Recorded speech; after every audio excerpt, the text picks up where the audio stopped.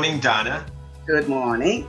So tell me your story again. What happened that caused you to leave the house and, the house in the condition that it is in now? Tell me your story, basically. Well, pretty much is I bought the house. I believe it's gonna 2007, maybe 8.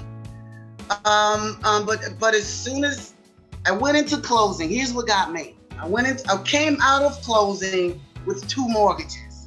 Okay. Okay, and I didn't understand that. They didn't tell me anything about that. So now I'm going on about my life. And then I realized that the electric was bad. So my point is there were a lot of things in the house that was appraised and everything was good, but it wasn't. I gotcha. Okay, so now I'm in there and everything just starts to go south as far as you need things. In Long Island, you need to have credit cards. I don't do credit cards. So if I need something, I come up with the cash to get it. Right? So now we're getting all into this year, the 2018 maybe, and it just got hard. So I'm trying to work things out with the bank. Meanwhile, I haven't even touched the second mortgage after a few years because they were trying to, refinance, recalculate several times. I got lawyers involved, and I must say to you, they were not the sharpest. They weren't giving me solid information. Now a year ago, they're like, well, you gotta be, actually last September, they told me you had to be out of the house by March 2021. Who told you this? September 2020. My lawyer. Your lawyer told you that you had to be out of the house. Right. Your lawyer, instead of defending you, your lawyer told you to get out of the house. Right. They said they were, everyone was getting extra time due to COVID. And they were like, okay, March. Things will happen in March. So now I'm panicking. So I'm like, well, I got to get out of here. Okay, so now I'm getting things. And it was just so stressful that I just left. Because your lawyer told you to. He told me to. And I didn't know what else to do. Right. And it was cold and it was winter. And my parents were like, you got to go. And I left out of there. I was gone by late March 30th, within a month. Okay. And then I got a call from you. Okay. Thank God. Yeah. Right. So let me ask you this. I know that you're no longer working, that you're a pensioner. You're living the life now of a pensioner, right? So what were you doing prior to this? I was a phys ed teacher and coach in North Babylon School District. Okay. Yeah. For how long? For how long? 33 years. Wow, 33 years. I started in 1987.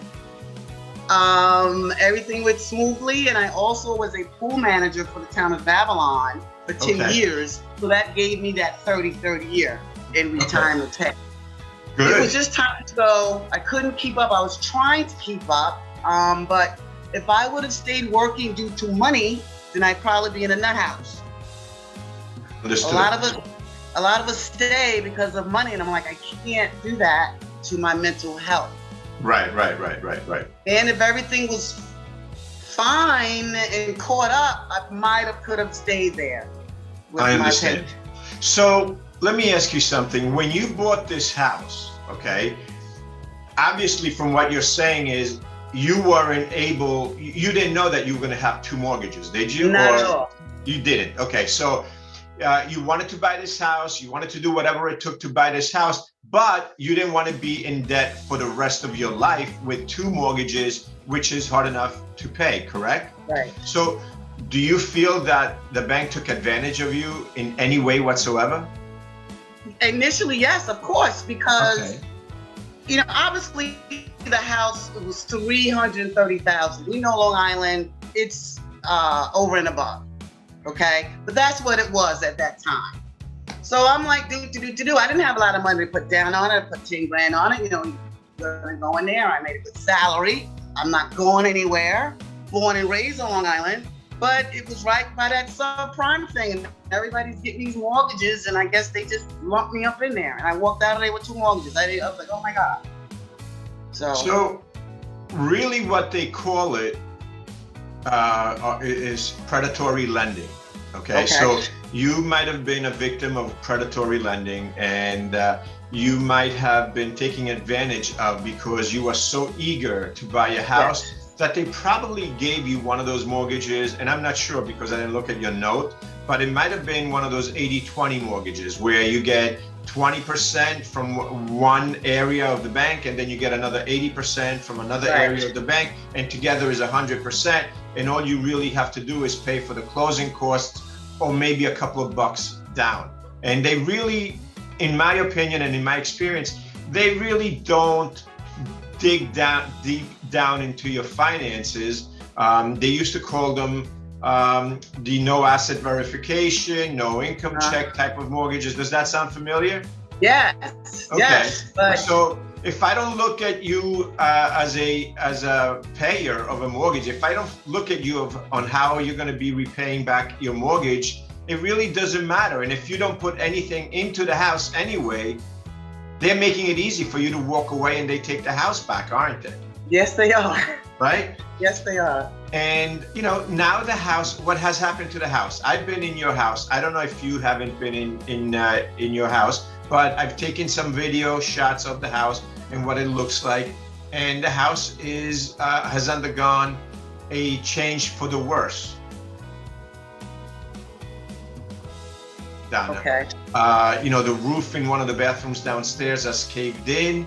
Yeah, that's because that was the tiles when they were fixing the roof. They dropped the tiles on top of the house, and those tiles came down in that bathroom. And because I don't go in there, I've never used it. I just let it stay. But yes, I gotcha. So now the house has raccoons in it. It has squirrels in it. And at times it has had people living in it. It doesn't have anybody living in it now. No squatters. Okay. Right.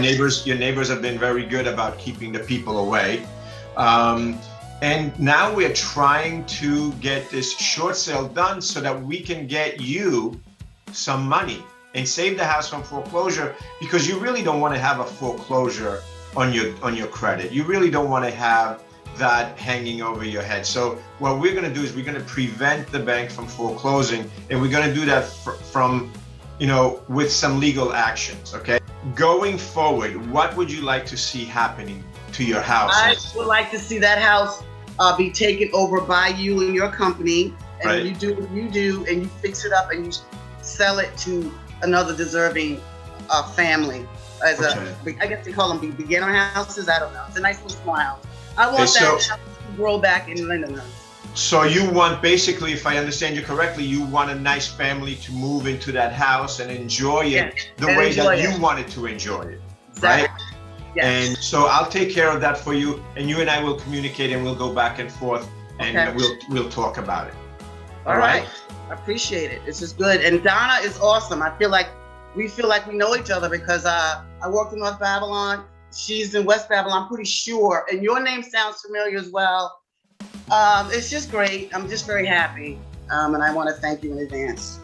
Thank you so much, Donna. Thank you for talking to me and doing this interview with me. Okie dokie. I'll talk to you soon.